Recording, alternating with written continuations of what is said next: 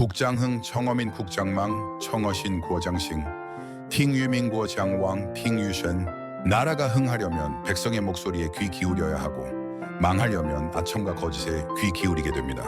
오늘 우리는 베네수엘라, 브라질, 콩고, 짐바브웨 등에서 반복된 부정선거와 그로 인해 해외로 재산을 빼돌리고 도피한 선거관리사법 책임자들의 현실을 살펴봅니다. 이는 단지 남의 나라 이야기가 아니라 권력과 부패가 어떻게 결탁하는지, 그리고 국제사회가 어떤 방식으로 이를 추적하는지를 보여주는 거울입니다. 여러분께서도 끝까지 함께 하시며 진실을 꿰뚫는 지혜를 얻으시길 바랍니다. 그리고 이 채널을 구독해 주신다면 고전의 지혜와 현대의 현실을 함께 꿰뚫는 더 깊은 이야기를 계속 나누어 드리겠습니다. 오늘은 세계 여러 나라에서 벌어진 부정선거와 선거관리위원회 책임자들의 도피, 그리고 해외 재산 은닉 사건에 대해 말씀드리겠습니다.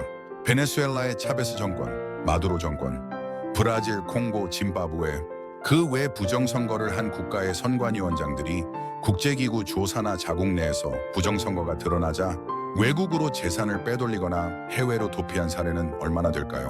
선거 조작 혐의가 제기된 나라들 가운데 선관위 혹은 선거관리기구의 수장들이 부정이 들통나자 제재와 기소, 제명, 사임에 이르는 경우가 빈번히 보고되었습니다. 동시에 고위 관료와 연관된 자산 세탁, 해외 자산 적발, 정권 연루 사업가 기소 사례도 드물지 않게 등장합니다. 대표적으로 베네수엘라, 차베스와 마두로 계열의 정권에서는 선거관리 책임자, 사법부 인사들이 국제 제재와 기소 대상에 올랐습니다. 일부 대법관은 해외로 도피해 정권을 비판하기도 했고, 권력과 결탁한 언론인 사업가들이 해외로 막대한 자금을 빼돌리다가 미국이나 스위스에서 기소된 경우도 많습니다.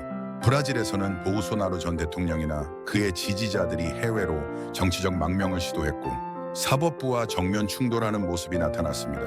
콩고 민주공화국의 경우 선거관리기구 CENI와 수장들이 투명성 논란과 국민 불신의 대상이 되었고 국제 관측단이 철수하는 사태까지 있었습니다. 짐바브웨는 오래전부터 선거 부정과 폭력, 선관위의 편파성 논란, 위원 사임 문제로 국제적 비판을 받아왔습니다. 결국 베네수엘라는 가장 명확한 사례로 꼽힙니다. 대법관, 판검사, 선관위 직원들이 해외에 재산을 빼돌린 규모가 드러났고 구체적인 금액이 밝혀진 경우도 있습니다. 예를 들어 마이켈 모레노 전 대법원장은 최소 1,000만 달러 이상의 뇌물을 수수하고 수백만 달러를 미국 은행 계좌에 은닉하다가 기소되었습니다. 알레한드로 안드라데 전 재무장관은 미국 수사로 2억 달러 이상의 해외 자산이 몰수되었습니다. 그 또한 전 국고장관의 배우자 클라우디아 디아스는 1억 달러가 넘는 뇌물과 돈 세탁 혐의로 기소되었고 항공기와 요트까지 사들였습니다. 에너지 부차관 출신 네르비스 비아로보스 역시 수천만 달러에서 1억 달러에 이르는 뇌물과 세탁, 자금을 조세피난처를 통해 은닉했습니다. 이처럼 부정선거는 단순히 표의 조작에서 끝나지 않습니다. 사법부와 권력기관의 부패, 해외 자산, 은닉, 그리고 국가 재정의 붕괴로 이어지는 연결고리가 반드시 뒤따릅니다. 고대의 경구는 이미 이런 현실을 경고하고 있었습니다. 시대국 약팽소선 주스타의 고고좌붕저옥의 나라를 다스림은 작은 생선을 조리하듯 세심해야 한다 했습니다. 그러나 이들은 권력을 다루는 데 있어 탐욕으로 뒤덮였습니다. 따라서 작은 생선을 굽는 것처럼 큰 나라를 다스릴 때도 잦은 간섭이나 개입 없이 자연스럽게 두면서 때를 기다리는 것이 가장 좋다는 정치적 철학을 나타냅니다. 군자해제 취지유도 준즈 아이차이 취지요다움. 이 격언은 돈을 추구하는 것을 긍정하면서도 그 과정에 도덕적이고 윤리적인 기준이 반드시 필요함을 역설합니다. 정당하지 못한 방식으로 재물을 얻으면 결국 탈이 나고 올바른 방법을 통해 얻은 재물만이 진정으로 가치 있다는 점을 시사합니다. 그러나 이들은 도리를 버리고 탐욕에 무너졌습니다. 오늘 우리가 목도하는 부정선거와 해외 도피 사건은 고전에서 이미 경계하던 탐욕과 권력 남용의 결과일 뿐입니다. 이제 우리는 역사의 경고를 되새기고 국민의 눈을 속이는 정권에 더 이상 속아서는 안 될 것입니다. 앞서 말씀드린 베네수엘라의 사례는 여기서 끝나지 않습니다. 이번에는 구체적인 인물과 사건으로 더 깊이 들어가 보겠습니다. 베네수엘라 선거관리위원회 전 의장이었던 티비사이 루세나 티비사이 루체나의 사례입니다. 여러 보도와 소송 문서에서 그녀가 오프쇼어 회사를 이용해 카라카스의 고급 주택을 은밀히 이전한 정황이 드러났습니다. 최근 법원 제출 자료와 소송 문건에서도 선거 시스템 업체인 스마트매틱과 연루된 의혹과 함께 이러한 재산 이전 기록이 확인되었습니다. 다만 명시적인 금액은 문건마다 다르고 일부는 단순히 고급 주택 한 채 정도로만 기록되어 구체적 액수는 공개되지 않았습니다. 그러나 규모가 훨씬 큰 사건들도 있었습니다.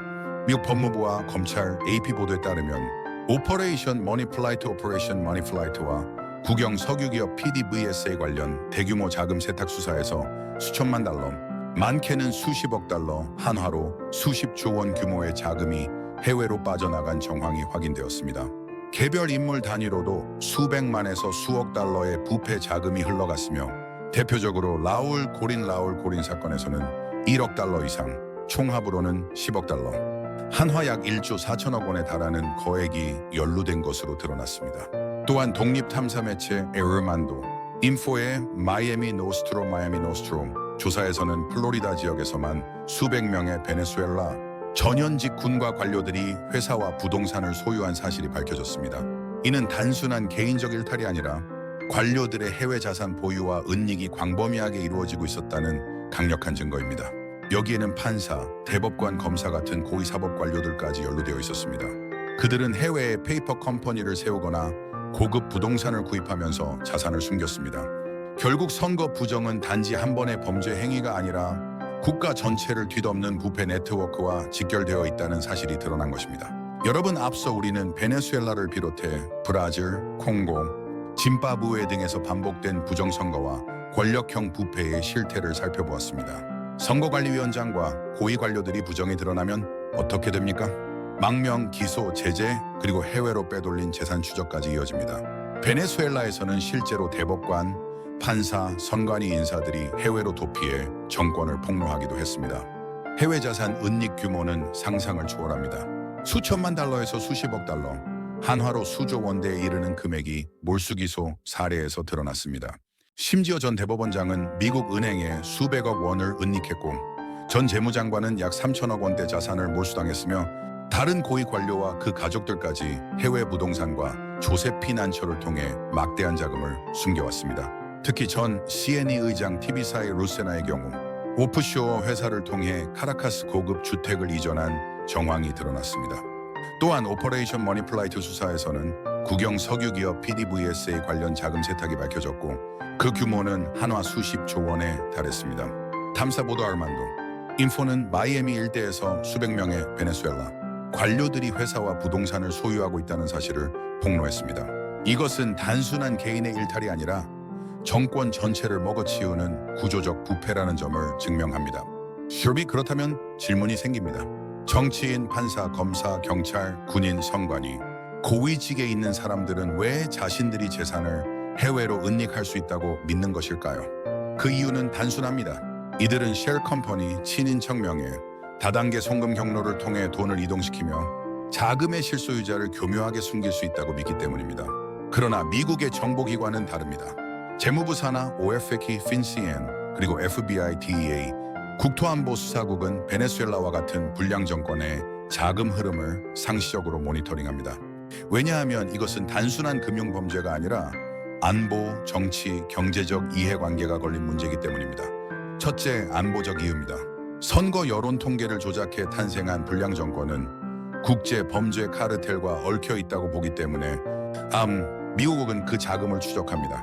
둘째, 정치적 이유입니다.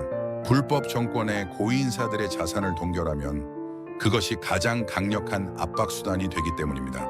셋째, 경제적 이유입니다. 달러 기반 국제금융망은 대부분 뉴욕과 마이애미를 거치기 때문에 이를 통제하지 않으면 전 세계 금융범죄 리스크가 커집니다. 실제 미국의 자금 추적 방식은 매우 정교합니다. 차명 계좌와 쉘 컴퍼니는 결국 스위프트와 미국 은행 결제망을 거치며 이때 FinCEN은 의심거래 보고서 ARS를 수집해 실소유자를 특정합니다. 그 또한 부동산과 사치재산 거래도 추적합니다. 마이애미, 마드리드, 파나마의 고급 부동산은 결국 권력자 가족 명의로 넘어가며 이것이 언론 탐사 보도와 수사기관의 자료를 통해 밝혀집니다. 결국에는 CIA와 NSA는 신호정보 SIGINT로 자금 단서를 잡고 FBI와 DEA는 형사 기소로 연결합니다. 결국 미국은 선거 조작, 여론 조작, 통계 조작으로 탄생한 불량 정권의 판사, 검사, 정치인, 선관위, 고위직 재산을 거의 다 파악하고 있다고 보아야 합니다. 그렇다면 미국은 왜 당장 제재하지 않을까요? 그 이유는 단순합니다. 제재는 카드이자 무기이기 때문입니다. 미국은 이미 선거 조작, 여론 조작, 통계 조작으로 탄생한 불량 정권의 주요 인물과 금액을 확보해 두었고 필요할 때 언제든 꺼내 쓸 수 있는 전략적 압박 카드로 보관하고 있는 것입니다. 이 모든 사례가 우리에게 말해주는 교훈은 분명합니다. 권력자들이 아무리 은닉과 위장을 반복해도 결국 역사의 법정과 국제사회의 추적을 피할 수는 없습니다. 메노세이 이르기를 전망회회 소이블루 티엠왕 회회슈어블로 하늘의 그물은 넓고 커서 성긴 것 같지만 선악에 대한 응보를 빠뜨리지 않는다는 뜻의 고사선거입니다. 천지자연의 법칙은 겉보기에 엉성해 보일 수 있으나 우주의 원리대로 반드시 인과응보의 대가를 치르게 됨을 의미합니다. 아무리 교묘하게 법을 피하더라도 하늘의 섭리를 거스를 수는 없으며 결국 죗값을 치르게 됨을 경고하는 메시지입니다.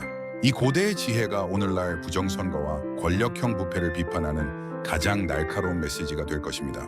미국은 적성국가뿐만 아니라 동맹국도 선거 조작, 여론 조작, 통계 조작으로 탄생한 불량 정권의 인사에 대해서 해외 자금 세탁에 관해서 모니터링할까요? 미국은 적성국가뿐 아니라 동맹국 내부 엘리트들의 해외 자금 흐름도 면밀히 모니터링합니다. 그 이유는 몇 가지로 설명할 수 있습니다. 첫째, 국제 금융 네트워크 장악력 때문입니다. 미국 달러는 세계 기축 통화이고 국제 금융 거래는 대부분 달러 결제망 스위프트, 쉽스 등을 통합니다. 따라서 미국 재무부 산하 FINCN 금융 범죄 단속 네트워크의 우위나 정보기관 CIA, NSA 등은 달러로 오가는 의심 자금을 추적할 수 있습니다. 이 때문에 우방국의 선거 조작, 여론 조작, 통계 조작으로 탄생한 불량 정권의 인사가 아무리 쉘컴퍼니나 우회송금, 신인척 명예 같은 방식으로 하더라도 그들은 완벽하게 그들의 범죄를 은폐하기는 어렵습니다. 둘째, 우방국도 예외가 아닌 이유는 미국은 동맹국이라 하더라도 선거 조작, 여론 조작, 통계 조작으로 탄생한 불량 정권에 대해서 정치적으로 불안정하거나 부패가 심각한 엘리트의 자산 이동은 잠재적 리스크로 간주합니다. 실제로 한국의 전직 대통령들의 비자금 의혹 사례가 있었고 그리고 최근까지도 일부 재벌과 정치권 인사들의 해외 페이퍼 컴퍼니 이용 정황이 미국, 일본, 스위스 금융기관 자료를 통해 드러나곤 했습니다. 셋째, 정보 자산으로 활용하기 위해서입니다. 해외 은닉 재산에 대한 정보는 단순히 범죄 수사 차원이 아니라 외교적 압박 수단으로 쓰이기도 합니다. 동맹국 인사라도 미국의 국익에 어긋나는 행보를 하면 이 자금 정보를 레버리지 지렛대로 삼을 수 있습니다. 파나마 페이퍼스, 파라다이스 페이퍼스에서 한국, 브라질, 베네수엘라, 러시아 등 여러 나라의 고위 인사들의 자산 은닉 정황이 드러난 바 있습니다. 베네수엘라 판검사나 선관위, 국영기업 관계자들은 미국 OFA 체외자산 통제국의 제재 명단에 올라 있으며 미 법무부는 이들의 자금 세탁 루트를 일부 공개하기도 했습니다. 결론적으로 미국은 동맹이든 적국이든 불량 엘리트들의 자금 세탁을 포착할 수 있는 능력과 동기를 모두 가지고 있습니다. 이는 국제 금융 질서에서 미국이 사실상 금융 패권국으로 군림하기 때문에 가능한 일이라고 볼 수 있습니다. 역경에 이르기를 적악지가 필유여왕, 적선지가 필유영영, 지어지자 비어유 양지산지자 비어유칭. 악을 쌓은 집에는 반드시 재앙이 남고 선을 쌓은 집에는 반드시 복이 남습니다. 베네수엘라의 판검사와 선관위 고위직들이 아무리 쉘컴퍼니와 차명계좌로 재산을 숨기려 해도 결국 국제금융망은 그들의 발자취를 드러내고 있습니다. 이는 부정과 불의는 잠시 번성할 수 있으나 끝내 무너지고 정의와 투명성만이 국가와 사회를 지탱한다는 것을 일깨워줍니다. 여러분, 고전의 경구가 전하는 이 교훈을 기억하시고 앞으로도 저와 함께 진실과 정의의 길을 탐구해 나가시길 바랍니다. 채널을 구독하시고 함께 걸어가 주신다면 우리는 더 많은 역사적 교훈과 현재의 진실을 연결지을 수 있을 것입니다.